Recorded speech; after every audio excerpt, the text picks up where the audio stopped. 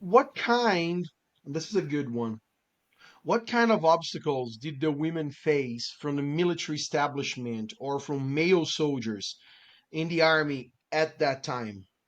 Mhm. And I'll focus on the time, the 6888's time in Birmingham, because these women, many of them came from the Women's Army Corps, and within the U.S., it was still segregation. So it was the opposite. It was gender segregation, racial segregation. So there were liberties that these women did not have in the U.S. So in Europe, within the military, those rules still applied. However, the Articles of War indicated that we could not, the armed forces was not supposed to use those terms or refer to racial issues because it could be used as propaganda. So that was some buffer, although it wasn't necessarily adhered to at all times.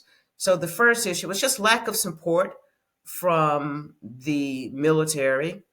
The 6888 had to be self sustaining because of gender and race. That meant they had to repair their own vehicles, they had to cook their own food. Just think of setting up a small city for 800 people, and then to along with that city you setting up the work sites as well.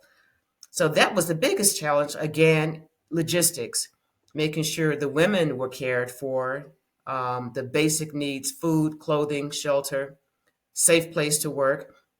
And since this was wartime, they had to work in blackout conditions, the windows blacking out. And what's not recorded that I've seen in any history books, but one of the veterans told me that the work sites had trenches around them. And they were told, hey, if something happens, there's a raid or we come under attack, you jump in these trenches. But these trenches were multi purpose trenches. They were also used for latrine facilities.